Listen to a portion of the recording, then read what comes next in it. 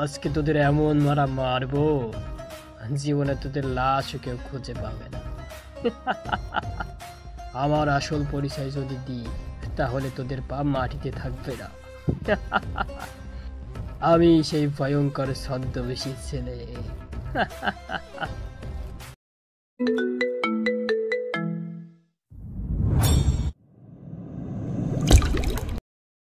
বিয়ের কথা শুনেই মনের মাঝে বসন্তর হাওয়া দোলা দিতে লাগলো। অজানা এক সুর কানে বাজতে লাগলো। বিয়ে নিয়ে আমার অনেক স্বপ্ন ছিল, জীবনে কখনো প্রেম করি নাই। ছোট থেকেই একজনকে মনের আসনে ঠাঁই দিয়েছি। সে আমার ছোট্টবেলার খেলার সাথী কথা। ছোটবেলায় তার সাথে সারাক্ষণ খেলা করতাম। ছোটবেলায় ওর প্রতি আমার একটা ভালো লাগা জন্ম নেয়। সেই ভালো লাগা থেকে ভালোবাসা। ছোটবেলায় তার সাথে বউ জামাই খেলতাম। খেলার সময় ও সবসময় আমার বউ হতো। একদিন তানিয়া আর আমি বউ জামাই খেলায় কথা গিয়ে তানিয়ার সাথে ঝগড়া করে চর মেরে চলে আসে মেয়েটা। 3 দিন এজন্য কথা বলে নাই, তাই তখন থেকেই তাকে বউ ভাবতে শুরু করছিলাম। ও, আপনাদের তো আমার পরিচয়টাই দেওয়া হয়নি। আমি জিসান আহমেদ রাজ, সবাই রাজ বলেই ডাকে। যাই হোক, ছোটবেলায় বাবা মা দুজনকে হারিয়ে মামার বাসায় বড় হয়েছি। সেখান থেকে লেখাপড়া করে একটা মাল্টিন্যাশনাল কোম্পানিতে চাকরি পাই। মামার কোনো ছেলে নাই বলেই মামাতো বোনের কথার সাথে আমার বিয়ে দিয়ে জীবন শেষ দিনগুলি আমাদের একসাথে দেখতে যেতে চান। কথার আবার লন্ডন থেকে ইঞ্জিনিয়ারিং করে ফিরেছে। যাই হোক, অবশেষ বিয়েটা হয়ে গেল। আমি এখন বেলকনিতে দাঁড়িয়ে আছি। রাত প্রায় 12টা। বন্ধু বান্ধব সকলেই মিলে ধাক্কা দিয়ে বাসা ঘরে ঢুকিয়ে দিল। ঘরে ঢুকিয়ে দেখি একটা পূর্ণিমার চাঁদ, যে চাঁদটা প্রতিদিনের মতো আকাশে দেখতাম। জ্যোৎস্না বেলা তো স্বপ্ন হয়ে, আর সেই চাঁদটাকে দেখছি বাসার ঘরে। জ্যোৎস্না বিলাচ্ছে মনে হচ্ছে। একটা পূর্ণিমার চাঁদ আমার ঘরে উদয় হয়েছে। তাই চাঁদ মুখটা দেখার জন্য খাটের এক কোণে বসতেই, এই যে মিস্টার রাজ, একদম আমার কাছে আসবেন না। আমার বাবাকে পটিয়ে আমাকে বিয়ে করতে পারলেও স্বামীর অধিকার ফলাতে পারবেন না। আমার মন প্রাণ আমি একজনকে অনেক আগেই দিয়েছি, সজীবকে। তাই আমাকে ছুঁয়ে তো দূরে দেখা, আমার দিকে তাকাতেও পারবেন না। কি মনে করেন নিজেকে? বাবা নেই, মা নেই, একটা এতিম ছেলেকে বাবা মা আশ্রয় দিয়ে বড় করেছে। একটা আশ্রিত ছেলের সাথে আমার যায় না। কি আছে তোমার? নিজে তো ছোটবেলায় মা বাবাকে খেয়েছো, এখন আসছো আমার জীবনের সব রং তোমার জন্য শেষ হয়ে গিয়েছে। আমার সব স্বপ্ন মাটি হয়ে গিয়েছে। ভেবেছিলাম বাবাকে বলবো সজীবের আর আমার কথা, কিন্তু তার আগেই তোর মতো একটা এতিমকে গলায় ঝুলিয়ে দিল। জানিস, তোকে করুণা করা যায়, কিন্তু স্বামীর আসনে জায়গা দেওয়া যায় না। তুই আমার জীবনে একটা ভাইরাস। এদিকে কথার এমন কথা শুনে নিজেকে ঠিক রাখতে পারতেছিলাম না। চোখ দিয়ে অশ্রু ফোঁড়া নামতে শুরু করেছিল। চোখ দুটি মুছে বলতে শুরু করলাম, সত্যি জানো, আমি একটা হতভাগা। হাসপাতালের বেডে আমাকে জন্ম দিতে গিয়ে মাঠে চলে গেছে, সেই না ফেরার দেশে। আর একটু বড় হতেই বাবাটা রোড অ্যাক্সিডেন্টে আমাকে বাঁচাতে হারিয়ে গেল মার মতোই। আর এখন আসি তোমার রঙ্গময় জীবনটাকে রঙিন করতে। একটা কথা বলবো, কি করলে তুমি হ্যাপি, আমাকে কি একটু বলবে? শোন, তাহলে আমি বাবা মাকে অনেক ভালোবাসি, তাই তোর মতো একটা ছোট লোকের সাথে বিয়ে করি। এদিকে লন্ডনে থাকতেও সজীবের সাথে আমার সম্পর্ক হয়। আমরা প্রস্তুতি নিয়েছিলাম ইঞ্জিনিয়ারিং শেষ করে দেশে এসে বিয়েটা করে ফেলবো, কিন্তু ভাগ্যের নির্মম পরিহাস। যাই হোক, সজীবের সাথে কথা হয়েছে। সজীব বলেছে আমি যদি তোকে ডিভোর্স দিই, তাহলে সে ফ্যামিলিকে বলে আমাকে বিয়ে করে নিবে। কিন্তু আমি চাই না বাবা কষ্ট পাক। তাই বলছিলাম তুই আমাকে ডিভোর্স দিবে, তাহলে মা বাবা কিছুই বলতে পারবে না। ডিভোর্সের কথা শুনে মনের আকাশটা এক নিমিষেই ঘোরা অন্ধকারে ঢাকা পেয়ে গেল। এক অজানা ঝড় এসে ধীরে ধীরে গড়া 22 বছরের স্বপ্নগুলোকে কাগজের ঘরের মতো লন্ডভন্ড করে দিল। চোখ দুটো ছলছল করে উঠল। শুনেছি বাসর রাতে নাকি প্রত্যেকটি নারী পুরুষের জীবনের শ্রেষ্ঠ রাত, আর আমার জীবনের সবচেয়ে বেদনার রাত। ছোটবেলায় মা বাবাকে হারিয়েছি। ছোট থেকেই মনের আসনে একজনকে ভালোবেসেছি, সেও আজ এমন করলো। সত্যি বলতে মনে হয় সুখ নামক সোনার হরিণটি মনে হয় আমার জন্য কখনো তৈরি হয়নি। কি কথা বলছিস না কেন? ডিভোর্স দিবি কিনা বল।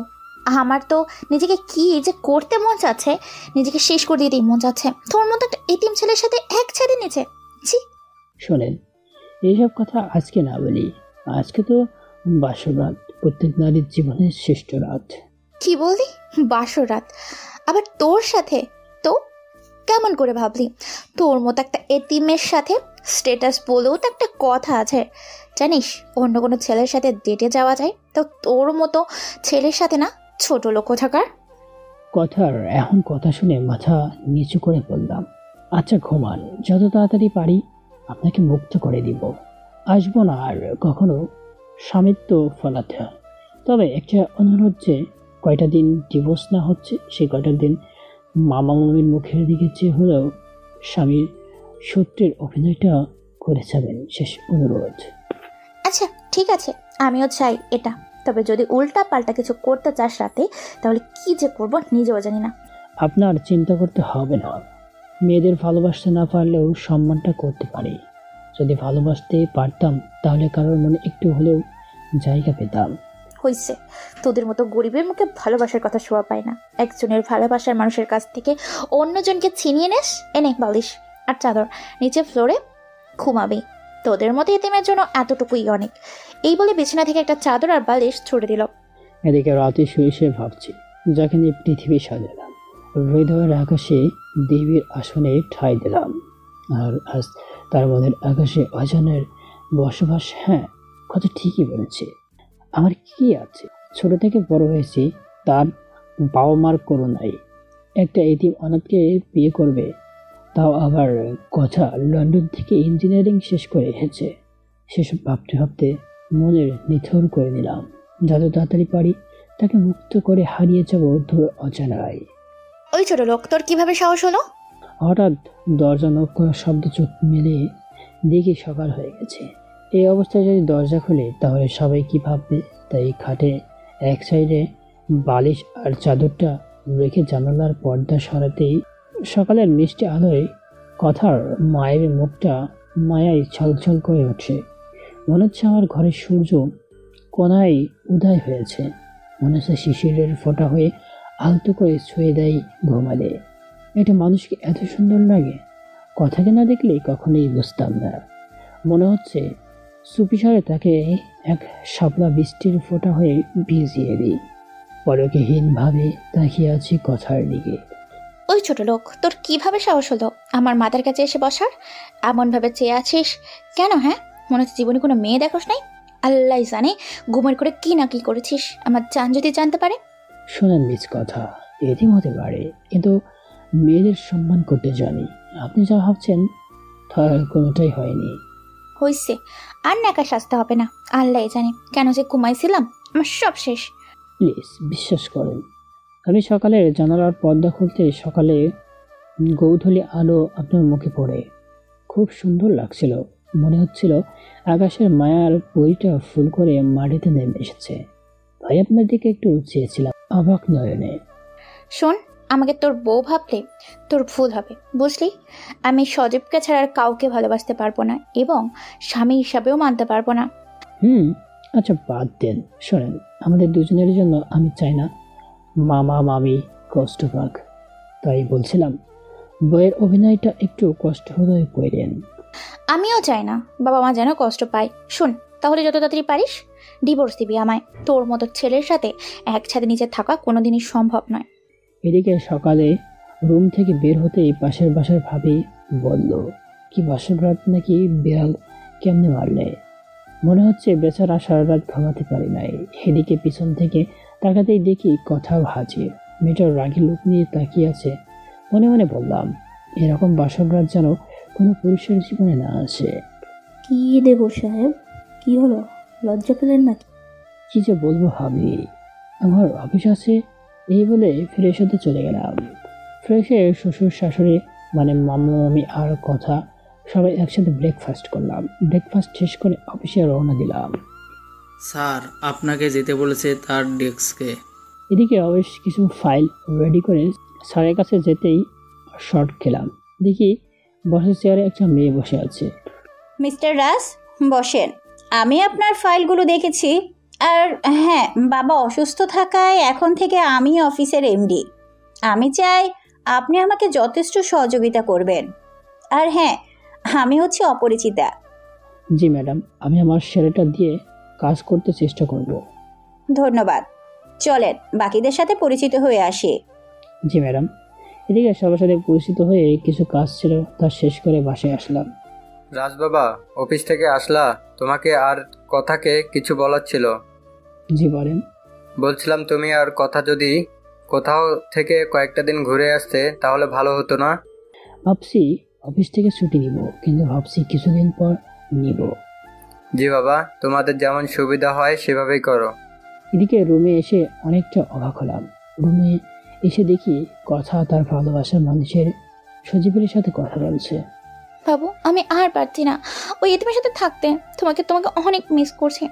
যত তাড়াতাড়ি পারো তুমি আমাকে তোমার কাছে নিয়ে নাও। আচ্ছা, তুমি কোনো টেনশন করো না, কেমন? আমি দেখছি কি করা যায়। ওকে বাবু, এখন রাখি, তাহলে আবার কেউ এসে পড়বে। এদিকে কথা ফোনটা কেটে পেছনে ফিরতেই দেখে রাজ পেছনে দাঁড়িয়ে আছে। ওই কি, আমার করে তাকিয়ে আছিস কেন? আপনি খেয়েছেন? না খেলে চলেন, খেয়ে নেন। আমি খাই বা না খাই তাতে তোর কি? আমার কাছে স্বামীত্ব ফলাতে আসবি না একদম। আমার জীবনটা তো নরকে পরিণত করেছিস, আর কি চাস? কি করবো বলেন? এদিন তো সবাইকে কষ্ট দেয়, আপনার সুন্দর জীবনটা নরকে পরিণত করেছি, ক্ষমা করে দিয়েন। হয়েছে, আর নাকা সাজতে হবে না। তোদের মতো আশ্রিতাকে চেনা আছে, নীতি নীতি কথা বলে শিখেছিস। যত তাড়াতাড়ি পারিস ডিভোর্স দিয়ে দেয়, বুঝলি? এদিকে চোখ মুছে রাতের খাবারটা খেয়ে শুয়ে পড়ি। সকালে ঘুম থেকে উঠে ফ্রেশ হয়ে ব্রেকফাস্ট করে অফিসে চলে গেলাম। অফিসে গিয়ে দেখি ম্যাডামের সাথে একটা বাচ্চাটা ম্যাডামের হাত ধরে আছে।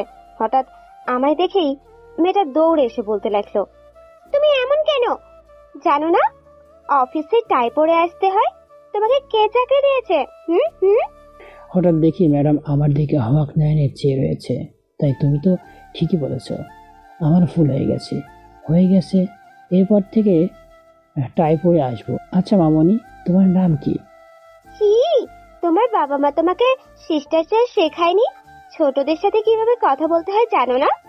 না মামনি, ছোটবেলায় তো মা বাবাকে হারিয়েছি, তাই শিষ্টাচার শিখতে পারিনি। আচ্ছা বলো তো মামনি, ছোটদের সাথে কিরকম ব্যবহার করা লাগে, আমার একটু শিখাবে? সরি, আমি জানি না যে তোমার মা বাবা নেই। শোনো, তাহলে ছোটদের সাথে আপনি করে কথা বলা লাগে না। আর আমার নাম হচ্ছে কারিমাতুল জান্নাত রাইসা, মা রাইসা বলে ডাকে। আচ্ছা, এরপর থেকে আপনি বইলেই ডাকবো রাইসা মামনি। এই তো আমি নাক ধরে প্রমিস করলাম। নাক ধরে আবার প্রমিস করা লাগে নাকি? মা দেখেছো আঙ্কেল কেমন? আচ্ছা, তোমায় ক্ষমা করে দিলাম। সরি মিস্টার রাজ, ওর কথায় কিছু মনে করবেন না। আমি অফিস করাতে বাসায় একা একা থাকে তো, তাই জেদ ধরেছিল, নিয়ে আসলাম। তবে একটা জিনিস খুবই ভালো লাগলো, মেয়েটা আমার এই প্রথমবার কারোর সাথে কথা বলল। এই ছাড়া রাইসা কারোর সাথেই কথা বলে না। আচ্ছা ম্যাডাম, রাইসার বাবা কি করে? এদিকে ম্যাডামকে রাইসার বাবার কথা বলতেই ম্যাডামের মুখটা আকাশের মতো কালো অন্ধকার। মুহূর্তের মাঝেই যেন ডাক পড়ে গেল। তাই আবারও বললাম, আমি কি আপনাকে কষ্ট দিয়ে ফেললাম? না মিস্টার রাজ, শুনেন, অন্য একদিন রাইসার বাবার কথা বলবো। কেমন জানি লাগছে। আপনি আপনার ডেস্কে যান। জি ম্যাডাম। আমি আসি বলেই ডেস্কে এসে বললাম। ডেস্কে বসে বসে অফিসের একটা প্রাইভেট ফান্ডের কাজ করছিলাম। হঠাৎ পিছন থেকে দেখি কি জানি চিল্লানি দিচ্ছে। পিছন দিকে তাকাতেই দেখি রাইসা মুখ ধরে হাসছে। মেয়েটাকে হাসলে অনেক কিউট লাগে, মনে হয় স্বপ্ন পড়ি। আর আকাশের জ্যোৎস্না বেলাচ্ছে। ওই, তুমি ভয় পাও নাকি? বলো। হ্যাঁ, অনেক ভয় পাইছি। হাজার হলেও রাইসা মামনি ভয় দেখাইছে। জানো, আমার না পানি পিপাসা লেগেছে। আচ্ছা, সত্যি কি তুমি ভয় পেয়েছো? হ্যাঁ সত্যি, খুব ভয় লাগছে। আচ্ছা, এই যে বোতলের পানি, খাও। কেমন? মা দেখো, আঙ্কেলটা সত্যি সত্যি অনেক ভালো। এদিকে রাইসার ডাকে ম্যাডাম আমার ডেস্কে এসে হাতের কাছে হাসছে। মা চলো আঙ্কেলকে আমাদের বাসায় নিয়ে যাই।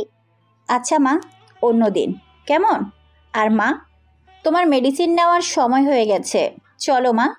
এদিকে রাইসা টাটা দিয়ে চলে গেল, আর আমি হাতের কাজটা শেষ করে বাসায় রওনা দিলাম। বাসায় এসে দরজা খুলতে একটা শর্ট খেলাম। দরজা খুলতেই দেখি কথা শাওয়ার নিয়ে এসে রুমে এসে শুধু একটা টাওয়াল পরে চুলগুলো আঁচড়াচ্ছে। এদিকে রুমে দরজা খুলতেই চোখ দুটি বন্ধ করে ফেললাম। এদিকে কথা করে একটা চিৎকার দিয়ে উঠলো। আল্লাহ, ও আমার সব শেষ। এই ছোট লোকের বাচ্চা, তোর কিভাবে সাহস হলো রুমে নক করে না প্রবেশ করার? এমন আমাকে জান সজীব কি বলবে? ও তো সব দেখে নিয়েছিস। হ্যাঁ, আপনি যা ভাবছেন তার কিছুই হয়নি, আমি ইচ্ছে করে রুমে আসেনি।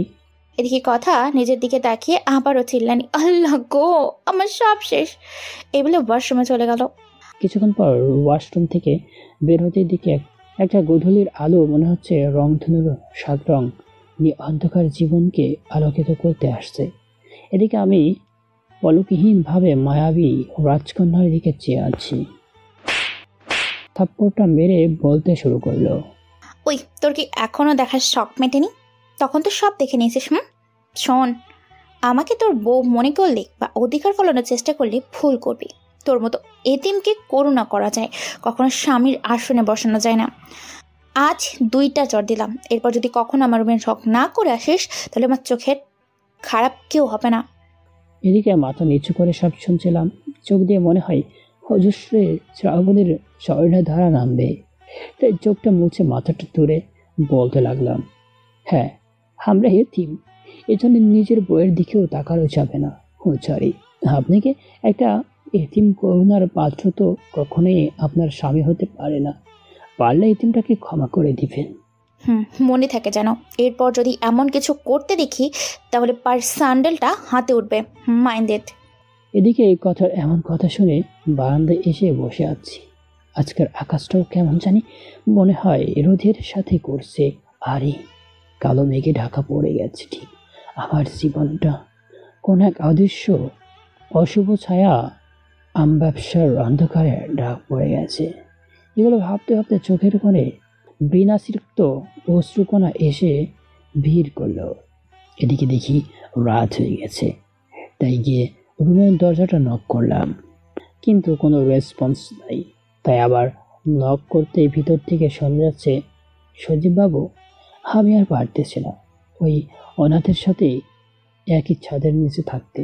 প্লিজ বাবু শোনা, তুমি যত তাড়াতাড়ি পারো আমাকে তোমার করে নাও, তা না হলে আমি যে সন্ধ্যা প্রদীপ হয়ে যাব। এই কথাগুলো বলতে লাগছিল। না জানো, তুমি কোনো চিন্তা করো না, ওই ছোট লোকটার কাছ থেকে যত তাড়াতাড়ি পারো ডিভোর্স নিয়ে নাও। মা বাবু, আমার বাবুটা কত ভালো। আচ্ছা বাবু রাখি, ওই এতিমটা মনে হয় সব শুনছে, দরজায় নক করলো যে। আচ্ছা জানো, বাই, পরে কথা হবে কেমন? এদিকে রুমে আসতেই কথা বলতে শুরু করলো, কি আমাদের কবে ডিভোর্স দিবি বল? আমি যত তাড়াতাড়ি পারি আমার এই অশুভ ছায়া থেকে আপনাকে মুক্তি দিব, কেমন? আর আপনি নিশ্চিন্তে থাকেন। যত তাড়াতাড়ি সম্ভব কর। আর হ্যাঁ, এই নে তোর বালিশ, সোফায় থাকবি, আর কখনো যেন আমার বেডের কাছে আসতে না দেখি। এই বলে বিছানা থেকে বালিশটা সরে দিল। এদিকে বালিশটা নিয়ে সবাই শুয়ে শুয়ে দিনের কথাগুলো ভাবছি, আর মনে মনে আল্লাহর কাছে প্রার্থনা করছি, হে আল্লাহ, আমি কি অপরাধ করেছি আমার কাছে বলতে পারো? আল্লাহ, সবাই জন্মের পর মাকে দেখে, আর আমার মা হাসপাতালের বেডে রেখে তোমার কাছে অভিমান করে চলে গেছে। জানো মা ডাকটা কত বড় কথা, মায়ের এক ফোঁটা দুধ পর্যন্ত পান করতে পারিনি। আস্তে আস্তে বড় হলাম, সবেমাত্র স্কুলে যাওয়া শুরু করলাম। হাতে কাঠের পেন্সিল আর এক হাতে কিছু বই। বাবা প্রতিদিন কপালে একটা করে চুমু দিয়ে স্কুলে নিয়ে আসতো। স্কুলে প্রতিটা ছেলেরই মা আসতো, একটু খেলতে গিয়ে ব্যথা পেলে মা ডেকে চিৎকার দিত, তাই তাদের কাছে মার ডাক শুনে মনে মনে স্তর করলাম, বাবাকে বলবো মা কেন ডাকে, মা কি জিনিস। তাই স্কুল থেকে ফিরে বাবাকে বললাম, বাবাই বাবাই একটা কথা বলবো। বাবা বলো, কি বলবা? বাবাই স্কুলে সব ছেলে মেয়ে মা মা ডাকে, মা কি জিনিস? আর আমার মা কই বাবা, আমার মা কই? জানো স্কুলের ছেলে মেয়েরা যখন মা মা বলে ডাকে কোলে ওঠে, তখন আমার না বুকের মাঝে কেমন জানি লাগে। বলো বাবা, মা কই? বাবা, তুমি কেঁদো না, আর আমি মার কথা বলবো না, কেমন?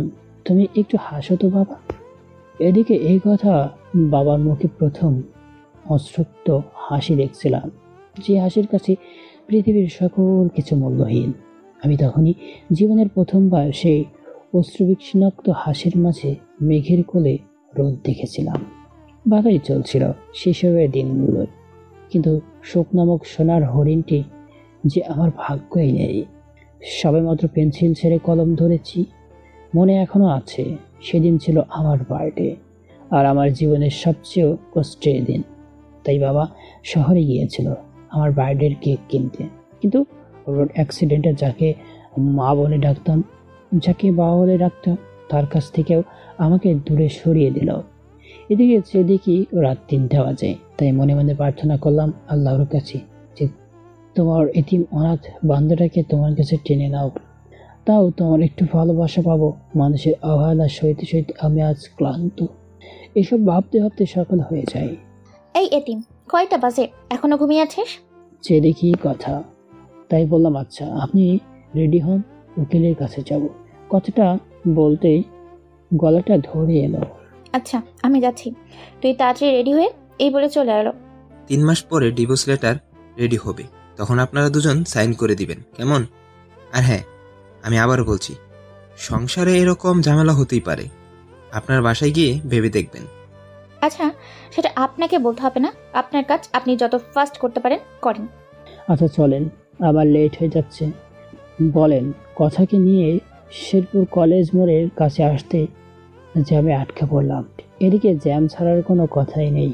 হঠাৎ একটা মেয়ে এসে বলতেছে কথাকে, ম্যাডাম ম্যাডাম 20টা টাকা দেন আমার স্বামীর অপারেশনের জন্য। কি হয়েছে আপনার? স্বামী আর অসুস্থ স্বামীকে অপারেশন না করে ছেড়ে যেতেই তো পারেন, যত সব ছোট লোক। এই জন্য রাস্তা বের হওয়া যায় না। আপু, আমরা বাঙালি মেয়ে, আমাদের কাছে বিয়ের পর স্বামীর, আমাদের কাছে পৃথিবী। জানেন, আজ যদি আমি অসুস্থ থাকতাম তাহলে সে আমার জন্য এটাই করত। আপনার টাকা আমার লাগবে না, পারলে একটু দোয়া করবেন। এদিকে মেয়েটার চলে যাওয়া দেখলাম, আর কথার দিকে তাকিয়ে দেখলাম সে অবাক দৃষ্টিতে মেয়েটার চলে যাওয়ার দিকে চেয়ে আছে। এদিকে অফিস আসতেই দেখি ডেস্কের দিকে তাকিয়ে আমার চেয়ারে রাইসা বসে আছে। কাছে যেতেই বলতে শুরু করলো, এই যে মিস্টার, কয়টা বাজে? আপনার চাকরি নেই, আসতে পারেন। আপনি কি আমাকে ক্ষমা করতে পারেন? না, আর ভুল হবে না। হবে না, কান ধরতে হবে। মনে মনে ভাবছি এই পিচ্ছি মেয়ে মনে হয় আমার মান সম্মানের 12টা বাঁচিয়ে দিবে। রাইসামু, আমার সাজাটা কমানো যায় না? না না, বলছে এখন কান ধরে ওর বস করো। আচ্ছা ঠিক আছে। এই বলে যখন এই কান ধরতে যাব, তখন দেখি অপরিচিত একজন আর ম্যাডাম একটা মেয়ে পিছনে দাঁড়িয়ে হাসছে। মা মা, দেখো তো কেমন দেখাচ্ছে আঙ্কেলকে। খুব সুন্দর দেখাচ্ছে মা।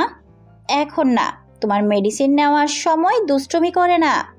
আচ্ছা মম, মম জানো আঙ্কেল না অনেক ভালো। আঙ্কেলকে বাবাই বলে ডাকবো, কেমন? স্কুলের সব মেয়েদের বাবাই আছে, আমার বাবাই নেই।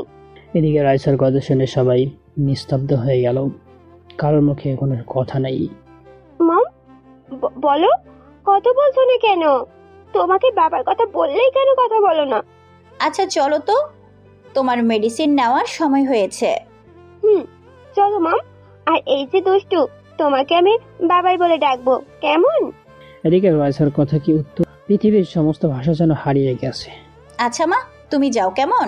আর রাজ, আপনার কাছে আমি রাইসার এমন ব্যবহারের জন্য ক্ষমা চেয়ে নিচ্ছি, কেমন? আচ্ছা ম্যাডাম, আমি কিছু মনে করি নাই। আর হ্যাঁ শুনেন, আজ থেকে আপনার সহায়ক হিসাবে কাজ করবে মিস পাখি। এদিকে অপরিচিত ম্যাডামের মুখে পাখির কথা শুনেই মনের মাঝে কেমন জানি করে উঠল। কোন পাখি? এটা কলেজে সে মেয়েটা নত যে কিনা সারাদিন পিছনে লেগে থাকতো। কতই না চঞ্চল ছিল মেয়েটা, ভাবতে লাগলাম। এই যে মিস পাখি, এই হচ্ছে রাজ, আর আজ থেকে আপনি ওনার কলিগ হয়ে কাজ করবেন। পিছন দিকে তাকাতে একটা শট খেলাম। এই তো সেই পাখি যে কিনা সারাটা দিন মুক্ত পাখির মতো উড়ে বেড়াতো। এখনো মনে আছে তার ভালোবাসা নামক সেই পাগলামি গুলোর কথা। সত্যিই কলেজের সেই দিনগুলো হৃদয়ে গেঁথে গিয়েছে। এদিকে পাখিও আমার দিকে অবাক নয়নে চেয়ে রয়েছে। রাস, আপনাদের দেখে মনে হচ্ছে আপনারা দুজন দুজনকে চেনেন। জি ম্যাডাম, আমার কলেজের বেস্ট ফ্রেন্ড ছিল। ওহ, তাহলে নতুন করে পরিচয় করিয়ে দেওয়ার মতো কিছুই নেই আপনাদের। তাহলে আসি রাস, আসি মিস পাখি। কেমন আছো পাখি? জি স্যার, আমি ভালো আছি। আপনি? এদিকে পাখির মুখে আপনি ডাক্তার শুনে অনেকটা অবাক হলাম। যে পাখি কলেজে থাকা অবস্থায় তুই ছাড়া কোনো কথাই বলে নাই, সবসময় ভালোবাসি বলে কান ঝালাফালা করে সরাতো। আমার এখনো মনে আছে, কলেজে একটা অনুষ্ঠান, মেয়েরা শাড়ি আর ছেলেরা পাঞ্জাবি পরবে, কিন্তু অনুষ্ঠানের দিন পাখির আসতে লেট হয়েছে বলেই তাদের বাসায় গেলাম। বাবা রাজ, তা কি মনে করে আসলে? আঙ্কেল, কলেজে আসতো অনুষ্ঠান, তাই পাখিকে নিতে আসছি। পাখি উপরে আছে, যাও। এদিকে পাখির মুখে আপনি ডাক্তার শুনে অনেকটা অবাক হলাম। এদিকে উপরে পাখির রুমের কাছে যেতেই একটা শর্ট খেলাম, কে জানি হাতটা টান দিয়ে রুমে ঢুকিয়ে নিল। এদিকে মেয়েটার দিকে তাকাতেই দেখি পাখি। ওই, তুমি এমন করে ভিতরে নিয়ে আসলে কেন আমায়? এই বলে দরজার দিকে রওনা দিতেই, রাজ, তুমি যদি রুম থেকে বাহির হও তাহলে আমি চিল্লানি দিব। তুমি কেন বুঝো না? কলেজে কত বুঝিয়েছি।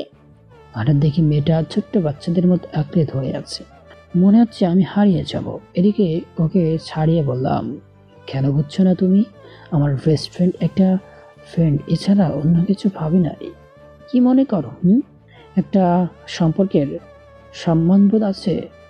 আমি কিছু বুঝতে চাই না। আমি শুধু জানি আমি তোমাকে ভালোবাসি। তুমি কি পাগল? আমার দ্বারা তোমাকে ভালোবাসা কোনোদিন পসিবল না। রাজ দেখো, আমি শাড়ি পরতে পারছি না, প্লিজ পরিয়ে দাও, নইলে আমি চিল্লানি দিব।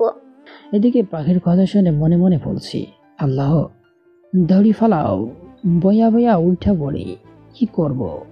কি পরিয়ে দিবে না? তুমি আমার ফ্রেন্ড, কি বলো এসব? প্লিজ পাখি, বোঝার চেষ্টা করো। তুমি পরিয়ে দিবে নাকি চিল্লানি দিব?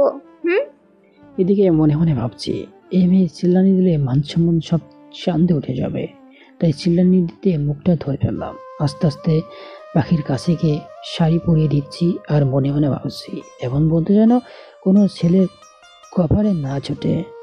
এদিকে শাড়ি পরিয়ে দেওয়ার সাথে সাথে মেয়েটা আবারও জড়িয়ে ধরে বলতে লাগলো, রাজ, একটু জায়গা দাও তোমার বুকে। এদিকে ওকে বুক থেকে সরিয়ে বললাম, পাখি প্লিজ বন্দুকটা রাখো। রাজ, আমি তোমাকে ছাড়া বাঁচবো না, কেন বোঝো না? আমার পাগলামিগুলো জানো, জীবনে কোনো ছেলেকে ভালোবাসিনি, কিন্তু যেদিন কলেজে নবীনবরণ অনুষ্ঠানে তোমার সাথে ধাক্কা লাগাই, তোমার চোখে চোখ পড়ে, ঠিক তখনই হারিয়ে যায় তোমার দুষ্টু সেই হাসির মাঝে। জানো, সেই রাতটা আমি এক মুহূর্তের জন্য ঘুমোতে পারিনি। সারাক্ষণ শুধু তোমার সেই ছবিটাই হৃদয়ের আয়নায় ভেসে ওঠে। জানো, পরের দিন ক্যাম্পাসে তোমাকে কত খুঁজেছি, পরে জানতে পারি তুমি আমার ডিপার্টমেন্টে পড়ো, তারপর তোমার সাথে বন্ধুত্ব। প্লিজ রাজ, বুকে জায়গা দিতে না পারলেও তোমার বুকের একটা কোনায় জায়গা দাও। আমি একটা মানুষ, আর কতবার বলবো তুমি আমার ফ্রেন্ড। আর হ্যাঁ, তুমি যেমন তোমার হৃদয়ের আমাকে জায়গা দিয়েছ, আমিও তেমনি আমার হৃদয়ের আকাশ ছুটে শুধু একজনকে ঠাঁই দিয়েছি। সেই শৈশব থেকে তাকে হৃদয়ে লালন করে রাখছি। আমি মরে গেলে আমার হৃদয়ের স্পন্দটাও শুধু আমার হৃদয়ের রাজকুমারীটার নাম বলবে। রাজ, জানতে পারি কি তোমার হৃদয়ের রাজকুমারীটার নাম? কে সে মেয়ে? সে হচ্ছে আমার হৃদয়ের রাজকুমারী কথা, আমার সেসবের খেলার সাথী। আমি যখন মা বাবাকে হারিয়ে নিঃস্ব হয়ে পড়ি, তখন কথা আমাকে খাওয়াই দিয়েছে। জানো, ওর সাথে স্কুলে যেতাম, সবাই এতিম বলে আমার সাথে কথা বলতো না, তাই একটা কৃষ্ণচূড়া গাছের নিচে বসে কাঁদতাম, আর আমার কান্না দিকে কথাও কান্না করতো আমার জন্য। সে অন্য ছেলেদের সাথে কথা বলতো না। একসাথে ছোটাছুটি করা শিউলি ফুলের মালা গেঁথে একে অপরকে পড়াতাম। আমরা সবসময় জামাই বউ খেলতাম, কিন্তু একদিন কথার সাথে ঝগড়া করে তানিয়ার নামে পাশের বাসার একটা মেয়ের সাথে বউ জামাই খেলতে দেখে তানিয়াকে কথা গিয়ে একটা থাপ্পড় দিয়ে কাঁদতে কাঁদতে বাসায় এসে পড়ে। ওই কথা, কান্না করো না প্লিজ। কান্না করবো না কি করবো? এসব কিছু দেখার আগে আল্লাহ আমাকে বাসায় রাখলো কেন? যাও তানিয়ার কাছে যাও, আমার কাছে কেন? আমি তোমার কে? কেউ হলে তুমি তানিয়ার সাথে বউ জামাই খেলতে কান্না করতে করতে কথাগুলো বললো। আচ্ছা সরি কথা, আর কখনো হবে না, সরি তো। রাজ, তানিয়া কি আমার চেয়েও সুন্দরী? হঠাৎ এমন কথা কেন? প্লিজ বলো না রাজ। আমার রাজকুমারীটাই তো সুন্দর, ওই তো পেতনি। হইছে, আর বলতে হবে না। আর যদি পেতনির সাথে কথা বলতে দেখি তাহলে লবণকে সুইসাইড করবো বলে দিলাম। ওই মেয়ের কত বড় সাহস তোমার সাথে বউ জামাই খেলে। লবণ খেলে কেউ মরে নাকি? কি বলছে তুমি শোনো না? আশিক ভাইয়ার মা বলে যে আগে যদি জানতো অত ফাজিল হবে তাহলে ছোটবেলায় লবণ খাইয়ে মেরে ফেলতো। তাই বললাম, এরপর যদি পেতনির দিকে তাকাও তাহলে আমি সত্যি সত্যি কিন্তু লবণ খাবো। আসতেছি মা, তুমি খাবার রেডি করো। এদিকে মামি খাবার দিয়ে গেল। খাবারের প্লেটটা হাতে নিয়ে কথা আমাকে খাওয়াই দেওয়ার জন্য মুখের কাছে খাবার নিতে চোখ দিয়ে অশ্রু ফোঁটা নামতে শুরু করলো। ওই কাঁদো কেন তুমি? আমার মতো এতিম ছেলেকে কেউ খাওয়াই দেওয়ার কি আছে? ওই পাগল, চুপ করবা। আর একবার এটিম বললে কান্না করবা। এবার কিন্তু হা করো। সারাদিন তো কিছু খাওনি, আমি মনে হয় কিছু জানি না। তুমিও তো খাওনি। আচ্ছা হা করো, খাওয়াই দিচ্ছি। এভাবে দুজনকে খাওয়াই দিলাম। রাজ, একটা কথা বলবো, রাগ করবা না তো? বলো। রাজ, প্রভা আপু অঞ্জু ভাইয়াকে বলে ভালোবাসে। রাজ ভালোবাসে কি? আমিও জানি না কথার ভালোবাসা কি, তবে মনে হয় এটাই ভালো কিছু হবে। তখন আমরা ক্লাস 3তে পড়ি। আচ্ছা ম্যাডামকে বলবো কেমন? আচ্ছা তুমি আমাকে অনেক কষ্ট দিছো, আমাকে একটা পাপ্পি দাও, নাহলে আর।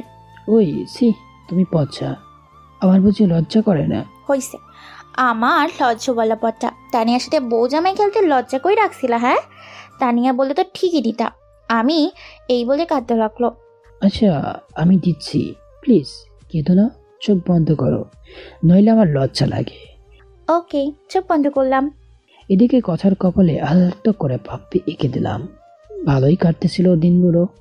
স্কুল ফাঁকিতে নদীর পাড়ে ঘুরতে যাওয়া, নীল দিঘির পাশ থেকে কদম ফুল পেরে কথাকে দেওয়া, সবই স্বপ্নের মতো চলতেছিল। কিন্তু যখনই ক্লাস 5-এ উঠলাম তখনই জীবনে নেমে আসলো ভয়ানক এক দুঃস্বপ্ন।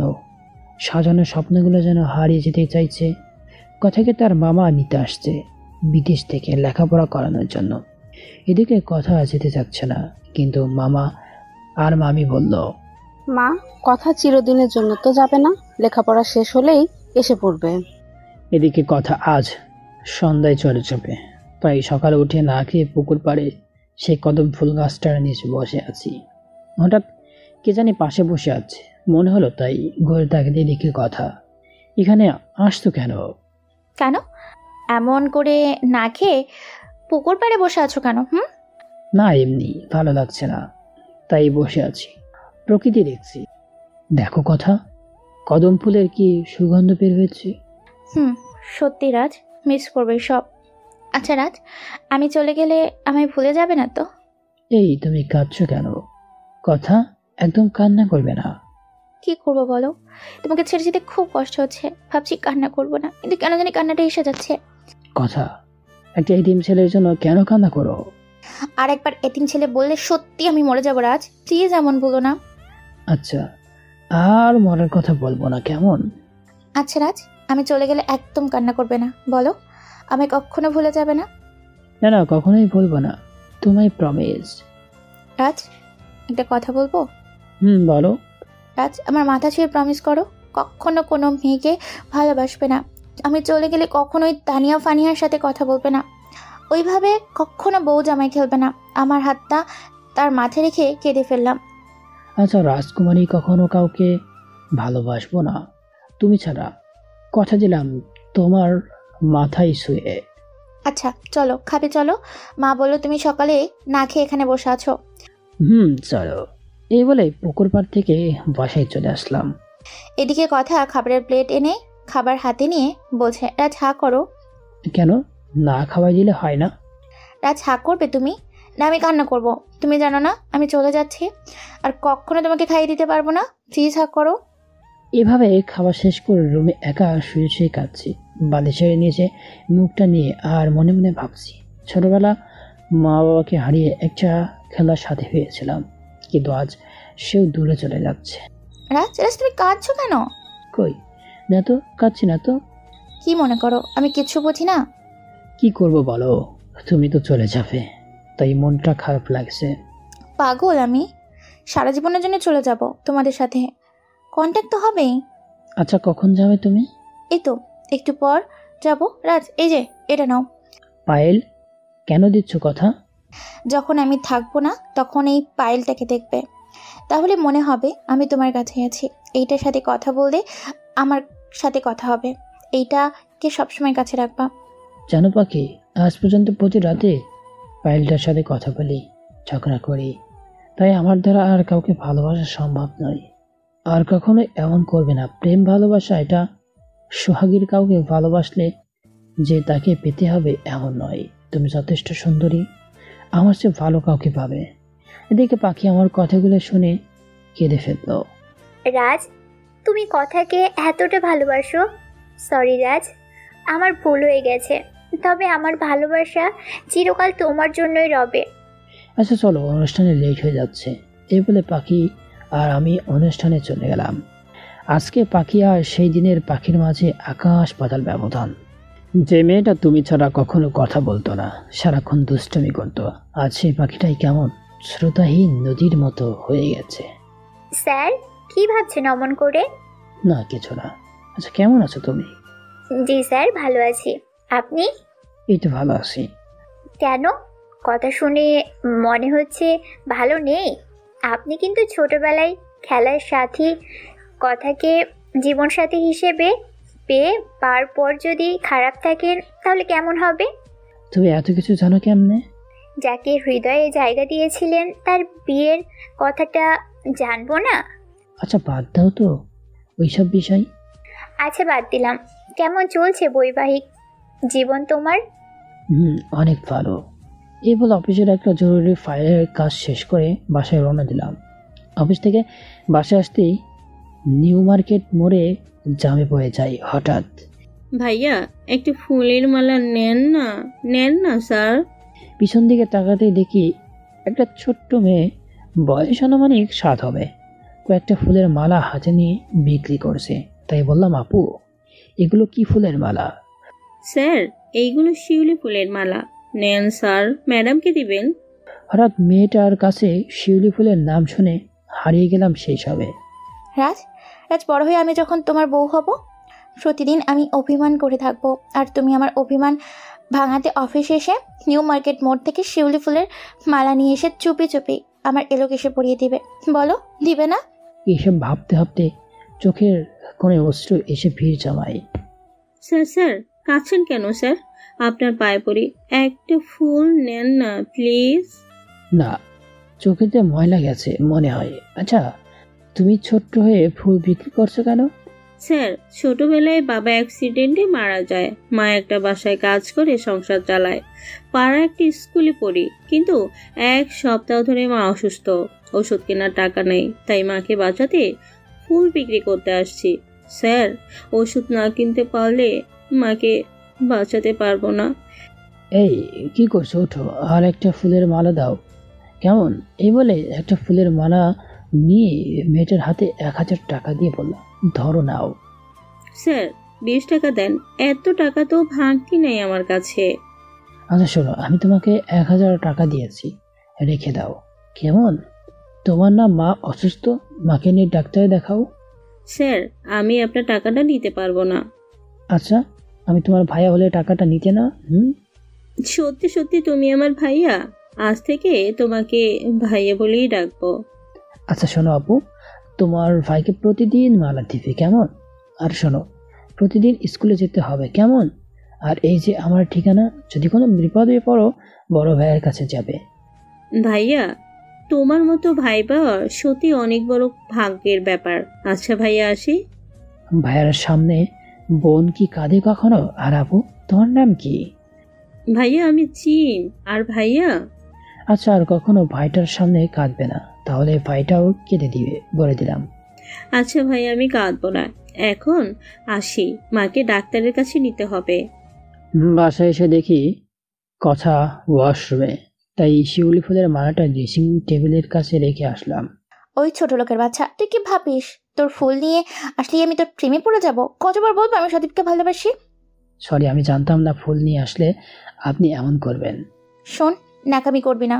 এ বলে ফুলটা পায়ের নিচে ফেলে নষ্ট করে ফেললো। এদিকে কথার এমন ব্যবহার দেখে নিজেকে আর ঠিক রাখতে পারলাম না, তাই বারান্দার দিকে রওনা দিলাম। ওই শোন, কখনো মনে করবি না ফুল বা অন্য কিছু এনে আমাকে ইনভলভ করবি তোর প্রতি।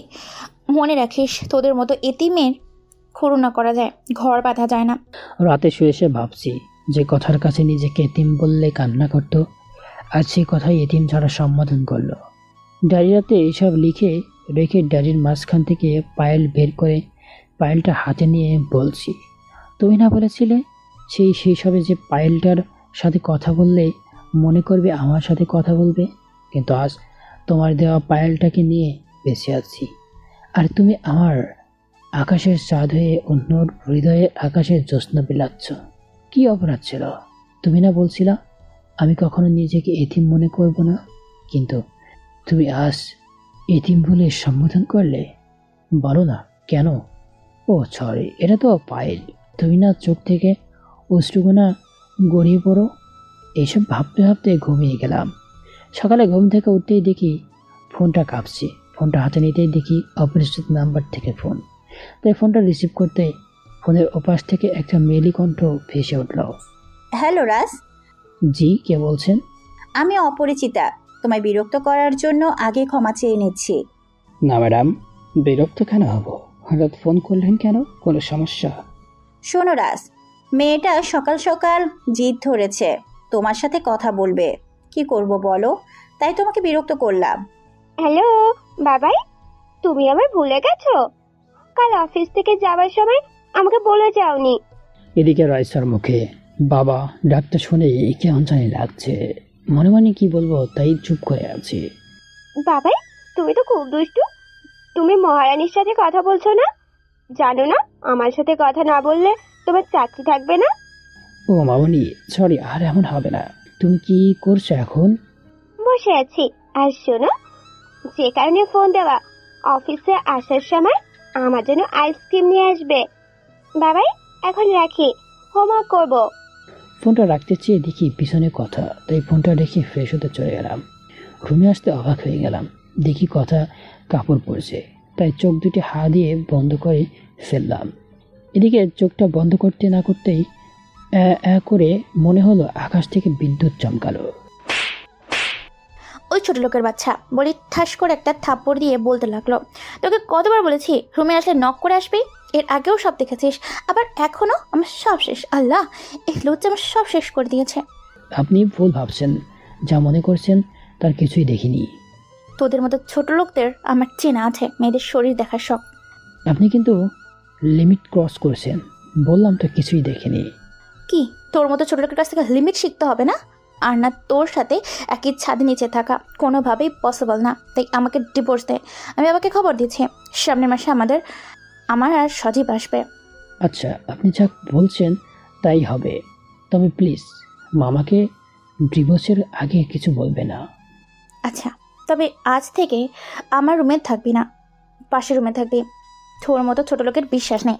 মনে মনে ভাবছি আল্লাহর কাছে কি এমন অপরাধ করেছি যার জন্য বিয়ের রাতেই স্বামীর অধিকার থেকে বঞ্চিত থাকতে হয়। কি কথা বলছো না কেন? আচ্ছা থাকবো, কেমন, এখন আসি তাহলে। এই বলে চোখ মুছে পিছন দিকে তাকাতেই দেখি পাখি দরজায়। পাখি, তুমি কখন আসলে? আর আমার বাসা কিভাবে চিনলে? না, আমি তোমার বাসাটা আগে থেকেই চিনি, আর তোমার পাশে যে বাসাটা আছে ওইটা আমি কিনে নিয়েছি, তাই অফিস যাচ্ছি, তোমাকে সাথে নিয়ে যাই।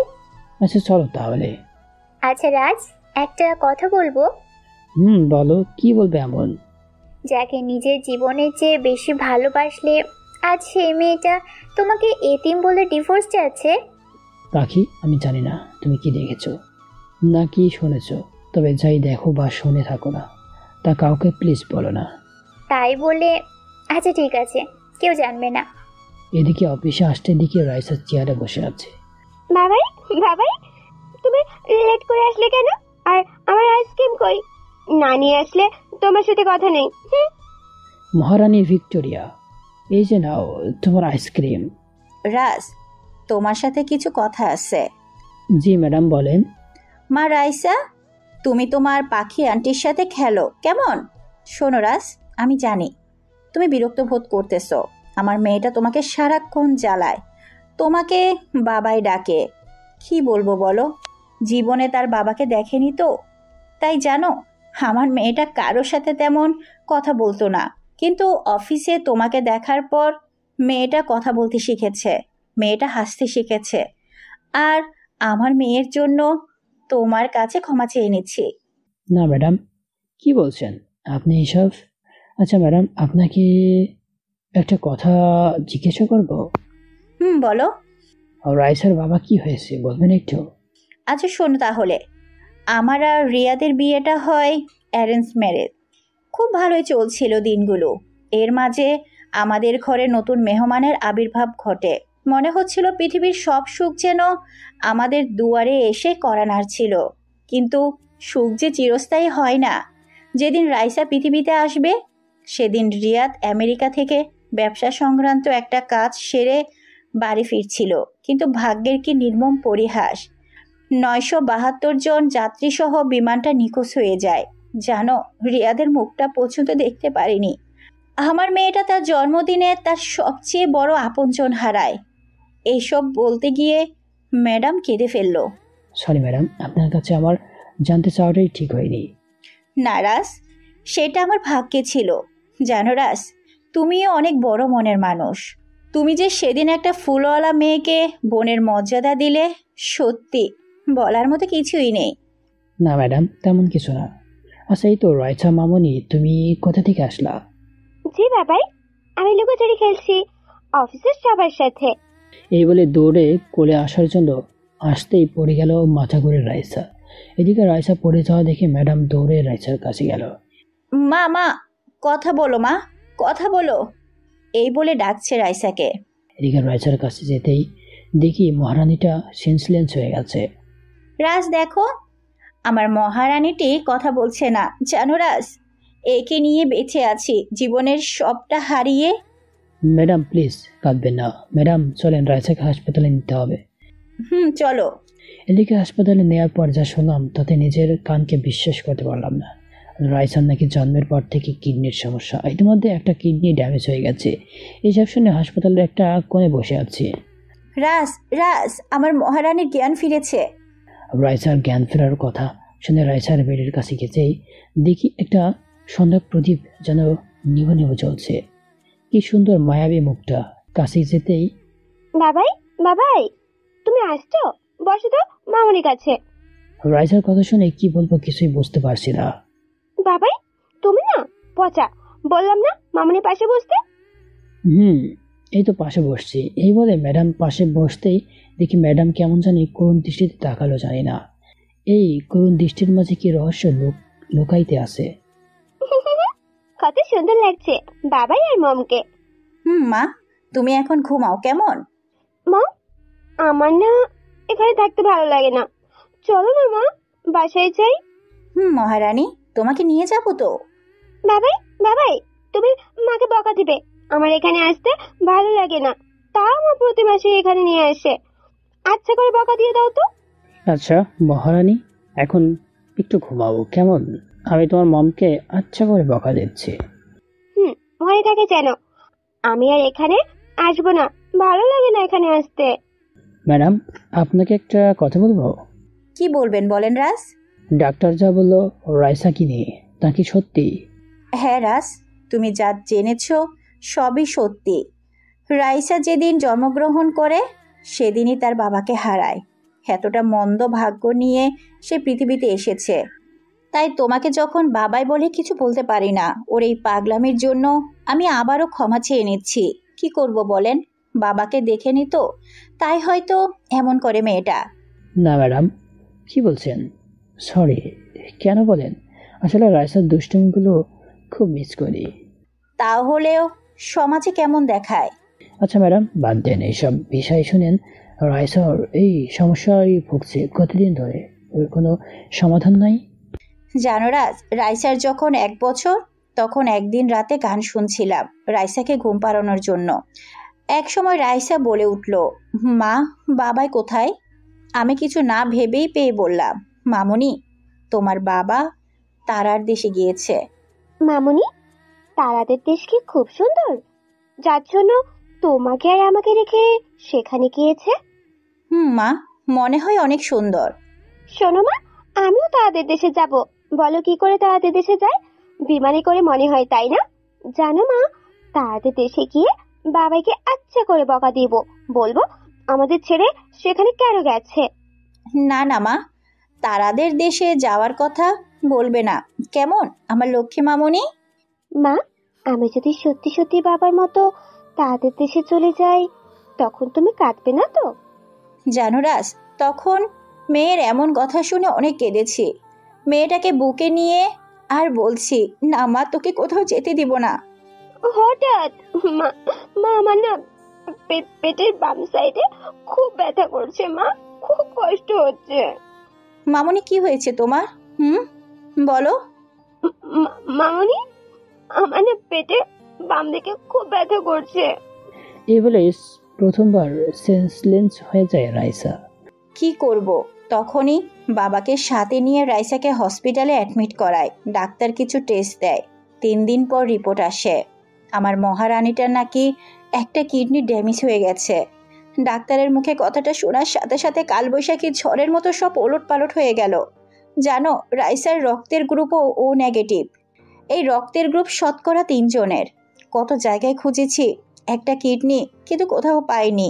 জানো, ডক্টর আজ বলেছে 3 মাসের মাঝে যদি কিডনি প্রতিস্থাপন না করা যায়, তাহলে আমার মহারানীটা আকাশের একটি সন্ধ্যা তারা হয়ে যাবে। ম্যাডাম প্লিজ কাঁদবেন না। বলো, কি করব? আমি চোখের সামনে নিজের মেয়ের মৃত্যু দেখব, তার মরার দিন গুনবো? বলো। না ম্যাডাম, এসব বাজে কথা বলবেন না তো, রাইসার কিছুই হবে না। জানো রাজ, সবকিছু হারিয়ে শুধু রাইসাকে নিয়ে বেঁচে আছে। রাইসার যদি কিছু হয়ে যায়, আমি সত্যি মারা যাব, কারণ রাইসার যে আমার বেঁচে থাকার শেষ অবলম্বন। ম্যাডাম, আল্লাহ তাআলার রহমতে রাইসার কিছুই হবে না। চলেন, ডাক্তারকে বলে রাইসাকে নিয়ে বাসায় চলে যাবেন। চলো রাজ। বাবাই, তুমি আসছো? চলো, আমরা এখানে থাকবো না, কেমন? হ্যাঁ। হঠাৎ ডাক্তার এসে বলল আমাকে, আপনি এই রোগীর কি হন? আমি পাশে ম্যাডামের দাঁড়িয়ে আছি, তাই কি বলবো ভাবতে পারছি না। হঠাৎ রাইসা বলে উঠল, কি আপনাদের একটু বুদ্ধি নেই? উনি আমার বাবাই, আর সাথে আমার মামুনি। আপনি যে কি করে ডাক্তার হয়েছেন? আচ্ছা, আপনি তো নকল করে পরীক্ষা দেননি। এদিকে রাইসার কথা শুনে সবাই হেসে দিল। রাইসাকে নিয়ে ম্যাডাম বাসায় চলে গেল। এদিকে ঘড়ির দিকে তাকিয়ে দেখি রাত 11টা বাজে, তাই বাসায় এসে কয়েকবার কলিং বেল চাপলাম। এই যে ছোট লোক, তোর কি কমন সেন্স নাই? রাত কয়টা বাজে? এখন কি নেশা করে আসলি নাকি? হ্যাঁ, দেখে তো তাই মনে হচ্ছে। মনে রাখিস, এরপর দেরি করে আসলে বাইরে রাত কাটাতে হবে। এদিকে কথার মুখে এমন কথা শুনে তারুয়ের রাগে মুখটার দিকে এক পলক ফেলে বাসের রুমটা থেকে শুয়ে পড়লাম। সকাল সকাল দেখি ফোনটা বাজতেছে ক্রিং ক্রিং করে। কি করব, ফোনটা ধরতেই, এই যে মিস্টার, কয়টা বাজে? ফোন ধরতে এত লেট কেন?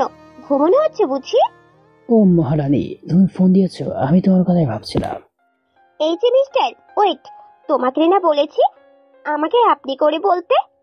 আচ্ছা, ভুল হয়ে গেছে, আর বলবো না, এখন রাখি। আচ্ছা, দিলাম ক্ষমা করে। এখন আমায় 2টো পাপ্পি দিবে বাবাই, আর প্রতিদিন সকালে ফোন দিয়ে পাপ্পি দিবে, মনে থাকবে? হ্যাঁ মহারানী, মনে থাকবে। শোনো, টাকাটা আমি কেন নিচ্ছি জানতে চাইবে না? না, জানার প্রয়োজন মনে করিনি। শোনো তাহলে, সামনের মাসের 1 তারিখে সজীব আসবে, তার জন্য কেনাকাটা করব। তুমি চিন্তা করো না, সজীব আসলে সব দিয়ে দিব। আচ্ছা, আপনার যা ইচ্ছে। শোনো, কখনো বলো না তুমি আমার সাথে ছিলে, তাহলে সজীব কষ্ট পাবে। আচ্ছা, আপনি চিন্তা করেন না। এতিম তো, কাউকে কিছু দিতে না পারলেও কারোর স্বপ্ন কেড়ে নিতে পারি না। তোর মধ্যে একটা এতিমের জন্য আমার সাজানোর স্বপ্নগুলো এলোমেলো হয়ে গেছে। আচ্ছা, আমার অফিস লেট হয়ে যাচ্ছে। পিছন দিকে ঘুরতে একটা শর্ট খেলাম, চেয়ে দেখে একটা জলপরি যেন নীল শাড়িতে পৃথিবীতে অবতরণ করেছে। আসলে নীল শাড়িতে পাখিকে এর আগেই দেখেছি, তবে আজকে মনে হচ্ছে একটা মায়াকন্যা তার মায়াভরা ছলছল আঁখি নিয়ে চেয়ে রয়েছে আমার দিকে। রাজ, কি দেখছো এমন করে? না, হঠাৎ শাড়ি পরলে তো তাই। কেউ তো আর আগের মতো শাড়ি পরিয়ে দেয় না, তাই কষ্ট হলেও আজ শাড়ি পরে আসলাম। হঠাৎ শাড়ি পরিয়ে দেওয়ার কথা শুনে মনে পড়ে গেল কলেজে অনুষ্ঠানের কথা, যেদিন পাখি চিন্তা ছিল তাকে শাড়ি পরে দেওয়ার জন্য। এটা ভেবে মনে মনে হাসছি। কি রাজ, অমন ভাবে চুপ হয়ে গেলে কেন? না, শাড়িতে তোমাকে সুন্দর লাগছে। ও রাজ, সত্যি বলছো? অনেকটা কৌতূহলী হয়ে। এই যে মিস্টার রাজ আর মিসেস পাখি, এটা একটা বাসা, এটা কোনো পার্ক নয়, বুঝলেন? প্রেম আবার করেন তার জন্য পার্ক আছে। ভাবি, কি বলছেন এইসব আপনি? যা বুঝি সবই ঠিক বুঝি। আর হ্যাঁ, আপনার কিভাবে সাহস হয় ভাবি ডাকতে? আপনাকে না রাজ বিয়ে করেছে? বিয়ে করলে কি মন পাওয়া যায়? আর রাজের মতো এতিমকে করুণা করা যায়, স্বামী ভাবা যায় না। কি বলছেন? আপনি না একটা মেয়ে, এসব কেমনে বলতেছেন? শুনেন মিস পাখি, এটা আমার ব্যক্তিগত বিষয়, আর এ বিষয়ে তোমার মতো থার্ড ক্লাস মেয়ের সাথে আমি কথা বলবো না, তাই নাক গলায়ও না। চলো তো পাখি, তোমাকে না বলছিলাম আমার বাসায় না আসতে? চলো। এদিকে কথার দিকে চেয়ে দেখি মনে হচ্ছে রাগে সাপের মতো ফুলছে। এদিকে অফিসে এসে অফিসের একটা গুরুত্বপূর্ণ ফাইলের কাজ করছি। হঠাৎ এমন সময় পিছনে এসে বলল, স্যার, এমডি ম্যাডাম আপনাকে ডাকছে। আচ্ছা তুমি যাও, যে বলো আমি আসছি। জি স্যার। এদিকে অফিসে গুরুত্বপূর্ণ একটা ফাইলের কাজ শেষ করে, ম্যাডাম আসবো? হ্যাঁ রাজ, আসো। জি madam. Sit down please. Thanks madam, কি জন্য ডেকেছেন? আচ্ছা রাজ, আমি কি তোমার সাথে ব্যক্তিগত কিছু কথা শেয়ার করতে পারি, তুমি যদি কিছু মনে না করো? জি ম্যাডাম, কিছু বলার থাকলে বলতে পারেন। জানো রাজ, কালকে তোমাকে অনেক কষ্ট দিছি। রাইসাকে নিয়ে অনেক কষ্ট হয়েছে তোমার, সেজন্য আগে ক্ষমা চেয়ে নিচ্ছি। কি বলছেন ম্যাডাম? কেন আমি বিরক্ত বোধ করব? ওই যদি আমার মেয়ে হতো তাহলে? এদিকে মেয়ের কথা শুনে ম্যাডাম কেমন জানি করুণ চোখে তাকালো। আচ্ছা, আমরা দুজনই সমবয়সী, তাই তুমি আমাকে তুমি করেই বলতে পারো। ম্যাডাম, আপনি তো মালিক আর আমি কর্মচারী। সবচেয়ে বড় পরিচয় আমরা মানুষ। আচ্ছা রাজ, আজ থেকে আমরা ফ্রেন্ড। আর আমি মনে করি একটা প্রতিষ্ঠানের উন্নতির জন্য মালিক আর কর্মচারীর বন্ধুত্ব সুলভ সম্পর্ক থাকা প্রয়োজন। আচ্ছা ম্যাডাম। আবারও ম্যাম বলতেছো? সরি অপরিচিতা। ঠিক আছে। আচ্ছা রাজ, লাঞ্চটা আমরা একসাথে করব, কেমন? মহারানী আসতেছে, বলল ও বাবার সাথে লাঞ্চ করবে। আচ্ছা ঠিক আছে, এখন আসি কেমন? আচ্ছা ঠিক আছে। এদিকে ডেস্কের কাছে কাছে এসে একটা শট খেলাম, দেখি কয়েকটা গোলাপ, তার নিচে রঙিন খামটাই ফুলগুলো সরিয়ে রঙিন খামটা খুলতেই দেখলাম একটা চিরিকোট। মনে মনে ভাবছি চিরিকোটটা আবার কে দিল? কেউ নেই তো। পাশের ডেস্কের পাখির দিকে চেয়ে দেখি পাখি মনোযোগ সহকারে কাজ করেছে। এদিকে কিছু ভাবতে পারছি না, তাই চিরিকোটটা খুললাম। খুলতেই নীল কালিতে লেখা, মেঘের তরঙ্গে বৃষ্টির সুরে স্মৃতিপটে ভাসে সেই দিন, গল্প পাখায় ভর করে বেড়ানো সেই স্বপ্নের রঙিন নীলাভ গগন জুড়ে চলছে সেই রঙিন মেঘের খেলা, অচিন পথে চলেছে বেশে কত অজানা স্বপ্নের বেলা। জীবনের আগে খেওয়ার পথ ঘাটে ছিল কত দেনা পাওনা, জানি না কবু মিটবে স্বপ্ন শেষ হবে আমাকে না। স্বপ্নের নীল মনের ক্যানভাস জুড়ে ঘানাই আছে কালোর আধার, মনে চিঠি নিচে একটা নাম, তাও এমনভাবে কাটছে মনে হচ্ছে অনুবীক্ষণ দিয়ে দেখলেও বোঝা যাবে না। ভাবলাম কি লিখতে পারে এই চিরিকোটটা। বাবাই বাবাই, এই দেখো তোমার মহারানী এসে পড়েছে। এদিকে চিরিকোটটা পকেটে রেখে বললাম, ও তাই বুঝি মহারানী চলে এসেছে? মহারানী চলে এসেছে, কিন্তু মহারানীর মন খারাপ। কেন মহারানীর মন খারাপ কেন? তুমি বোঝাও, তুমি জানো না মহারানী মাটিতে থাকে না? তুমি এখনো আমাকে কোলে নাওনি, আর পাপ্পিও দাও, তাহলে মহারানীর মন ভালো হবে। ও তাই বুঝি মহারানী? এই বলে রায়সাকে কোলে নিয়ে পাপ্পি দিয়ে বললাম, মহারানী বাবাইকে দিবে না? বাবাই বাবাই, তোমার ডেস্কে গোলাপ ফুল কেন?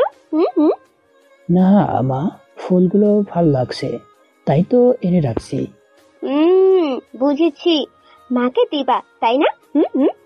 আর লজ্জা পেতে হবে না। শোনো বাবাই, মামকে বলেছি আমরা একসাথে লাঞ্চ করব, তখন মামকে তুমি ফুল দিবে, কেমন? মহারানী, ফুল না দিলে হয় না? না না, হবে না, মমকে তুমি ফুল দিবা, নইলে আরে। আর শোনো, সারপ্রাইজ হিসেবে ফুলগুলো আমার কাছে থাকবে, লাঞ্চের সময় আমি ফুলগুলো বের করে দিব। মনে মনে ভাবছি, ফুলগুলো না দিলে এমন বিপদে পড়তে হতো না। বাবাই, কথা বলো না কেন? আচ্ছা মহারানী, ঠিক আছে। আমার বাবাইটা কত ভালো। এই যে মহারানী, বাবাইকে পেয়ে মমকে ভুলে গেছো তাই না? আমার বাবাই কত ভালো, অবশ্য তুমিও ভালো। হয়েছে হয়েছে, আর বাবার প্রশংসা করা লাগবে না, আসো লাঞ্চ করতে। এদিকে লাঞ্চ টেবিলে বসে আছে, হঠাৎ রাইসা বলে উঠল, মম তুমি চোখ বন্ধ করো, বাবাই তোমাকে একটা গিফট দিবে। মা, চোখ বন্ধ করা ছাড়া কি গিফট নেওয়া যায় না? চোখ বন্ধ করতে বলেছি, চোখ বন্ধ করো, নইলে তোমাদের দুজনের সাথে আরে। আচ্ছা, চোখ বন্ধ করলাম। বাবাই, এই নাও, মাকে দাও। এদিকে কি আর করব, ফুলগুলো রাইসার হাত থেকে নিয়ে অপরিচিতাকে দিতে হলো। এদিকে ফুলগুলো দিয়ে নিজের কাছে কেমন জানি লাগছে। কি মজা, কি মজা। মম, তুমি চোখ খোলো। এদিকে অপরিচিতার চোখ খুলতেই অবাক হলো, মনে হচ্ছে এক চিলানি রোদ এসে অপরিচিতার মুখে ভর করছে, আর বাইরে প্রচন্ড রিমঝিম বৃষ্টি হচ্ছে।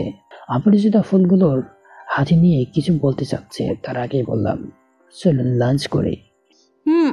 ঠিক আছে, খাওয়া শুরু করো। এই যে মহারানী, খাবার নিয়ে বসে থাকতে নেই। না, তোমরা দুজন আজকে আমাকে খাইয়ে দিবে, সাথে মম তুমি বাবাই, আর বাবাই তুমি মমকে। এদিকে রাইসার মুখে খাবার তুলে দেওয়ার পর দেখে অপরিচিতা মুখে খাবার তুলে দিতে চাচ্ছে আমাকে। এদিকে খাবারটা মুখে নিতেই দেখি কথা সামনে দাঁড়িয়ে হাঁপাচ্ছে। এদিকে কথাকে এই মুহূর্তে দেখবো তা ভাবিনি, তাই জিজ্ঞাসা করলাম, কি এমন হাঁপাচ্ছ কেন? এদিকে কথার কাছে মামামের অ্যাক্সিডেন্টের কথা শুনে মুহূর্তের মাঝেই মনের মাঝে কালবৈশাখী ঝড় বয়ে গেল। যে মামা মামি বাবা মার মতো লালন পালন করেছে, আজ তারা হাসপাতালে। এদিকে খাবার টেবিল থেকে উঠে কথাকে নিয়ে রওনা দিলাম। বাবাই, বাবাই, তুমি ওই মেয়ের সাথে কই যাও মাকে রেখে? এদিকে রাইসার মুখে বাবা ডাক শুনে কথা কেমন জানি আমার দিকে করুণ দৃষ্টিতে তাকালো। না মহারানী, আমার একটু দরকার আছে, এ বলে কথাকে নিয়ে চলে আসলাম।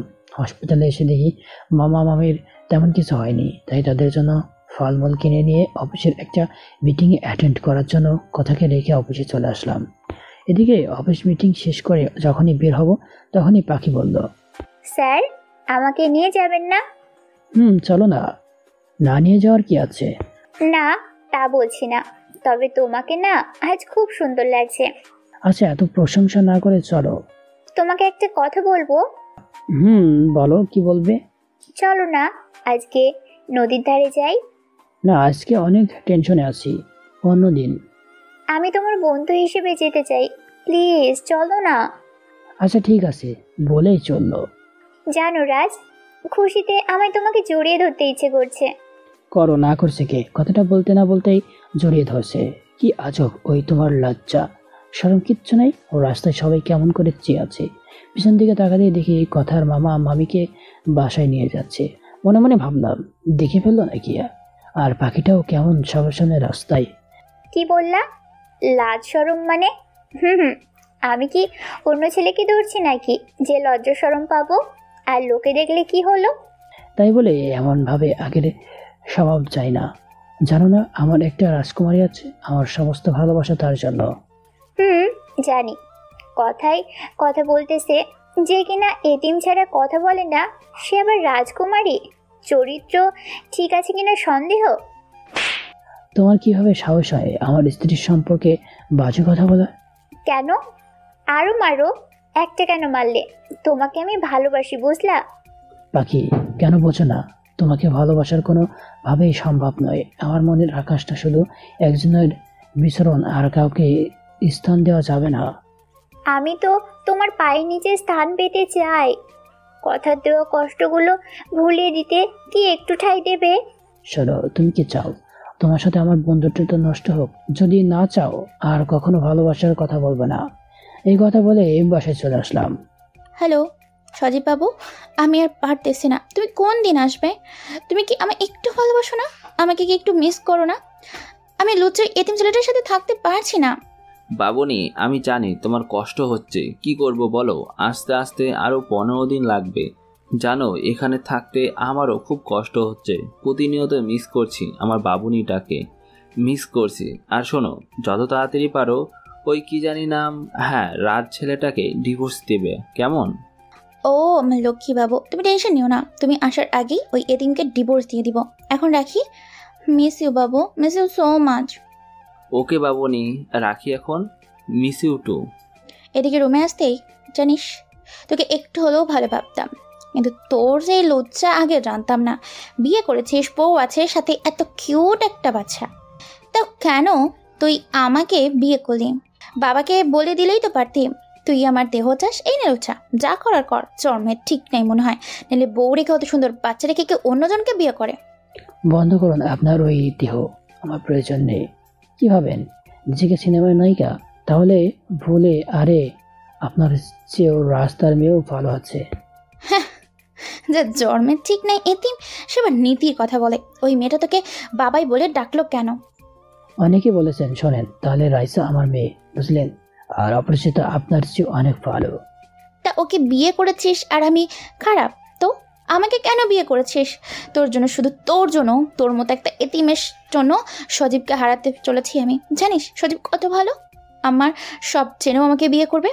তাই আমাকে আগামী 15 দিনের মধ্যে ডিভোর্স দিবে। আর একটাবার বাজে কথা বলবেন না। আগে জানতাম আল্লাহ পবিত্র কালেমার জোরে নাকি প্রেমহীন জীবনও নাকি বসন্তের হাওয়া বয়ে যায়। আর আপনি বিয়ের রাতে আমাকে ডিভোর্স দিতে বলেছেন। একটা রাতে পরীকেও বিয়ে করলে হয়তো তারা মুখেও কথাটা বলতে বাধ্য। আমি তো ভুলেই গিয়েছিলাম আপনি সজীবকে ভালোবাসেন। শোনেন, যে পর্যন্ত ডিভোর্স না হচ্ছে ততক্ষণ পর্যন্ত আপনি আমার স্ত্রী। তোর কি ভাবে সাহস হয় আমাকে স্ত্রী ভাবতে? আর শোন, সজীবকে ভালোবাসি, কিন্তু ও আমাকে স্পর্শ পর্যন্ত করতে পারেনি। আর শোন, তোর মতো এতিম আমার পায়ের জুতার সমান। আর হ্যাঁ, আজকে দেখলাম প্রকাশ্যে দিনের বেলায় তুই পাখি নামে একটা মেয়েকে জড়িয়ে ধরে আছিস। তারপরও অন্যের রাস্তার মেয়েকে বলিস, শোন, আমি তোর ছায়াটাও দেখতে চাই না। এদিকে চর খেয়ে মাত্রা নিচের দিকে নিয়ে মনে মনে ভাবছি, তাই তো আর মতো একটা এতিম ছেলে কথার মতো লন্ডন পড়ালেখা করা মেয়ের সাথে যাই কেমনে? কি ভাবছিস এতিম ছোট লোক? শোন, কখন আমার বেডরুমে আসবি না, তোকে দেখলেই আমার ঘৃণা লাগে। আচ্ছা ঠিক আছে, আপনি যাই বলবেন তাই হবে। আর হ্যাঁ, ডিভোর্সটাও পেয়ে যাবেন। এই বলে রুমে চলে আসলাম। রাতে ডায়েরিতে আজকেও ঘটে যাওয়া ঘটনাগুলো লিখলাম। হঠাৎ ডায়েরির মাঝখান থেকে নুপুর বের করতেই মনের মাঝে কেমন জানি ঝড় বয়ে গেল। মনে পড়ে গেল সেই দিনের কথা। রাজ, আমি তো চলে যাচ্ছি। এই নাম নুপুর, এটা সবসময় সাথে রাখবা। মনে হবে তোমার কথা তোমার সাথে আছে। শুয়ে শুয়ে কথাগুলো ভাবতে ভাবতে দু চোখ দিয়ে অশ্রু ফোটাই নামতে শুরু করলো। নুপুরটাকে বুকের কাছে রেখে বলতেছি, কি অপরাধ করেছি আমি, আর যার জন্য তুমি আমাকে কষ্ট দিচ্ছ? কেন বুঝছো? তুমি আমার সাদা মেঘের বেলা, তুমি আমার দিঘির জলের পদ্ম, তুমি আমার স্বপ্নের সাধনা। কিন্তু আজ সেইগুলো স্বপ্নের মতো। আর তোকেই বা কি বলছি? তুই তো আমার কথা না দেওয়ার একটি নুপুর, আমার শেষ সম্বল। এসব ভাবতে ভাবতে কখন যে ঘুমিয়ে পড়ছি মনেই নেই। সকালে ঘুম থেকে উঠেই দেখি 11টা মিস কল। তাই কল ব্যাক দিতেই, হ্যালো, কে ফোন দিয়েছেন? Wrong number. তাই আবার ফোন দিলাম। মহারানী ভুলে গেছে। দেখো আমি কান ধরছি, সত্যি তোমার বাবাইটা পচা। বাবাই, তুমি কান ধরো না, কারণ তুমি কান ধরলে তো আর দেখতে পাবো না। আর হ্যাঁ বাবাই, তুমি সত্যি অনেক ভালো, কখনো বাজে বলবো না। আচ্ছা ঠিক আছে, আর হবে না, কেমন? এখন রাখি মহারানী। শোনো, আজ আমাদের বাসায় এসে লাঞ্চ করবে, কেমন? নইলে আমি খাবো না, কেমন? মমকেও বলে রেখেছি বাবা। আচ্ছা মহারানী, ঠিক আছে বলে ফোনটা রেখে অফিসের জন্য রেডি হয়ে মনে মনে ভাবছি, আজ হঠাৎ কথার কি হলো? দরজা লক করা। একবার ভাবলাম ডাক দেব, না দিব না, কিন্তু না, কেন জানি কয়েকবার ডাকার পরও কোনো কথা আসছে না ভেতর থেকে। তাই আমার কাছে ডুপ্লিকেট চাবি দিয়ে লক খুলতে দেখি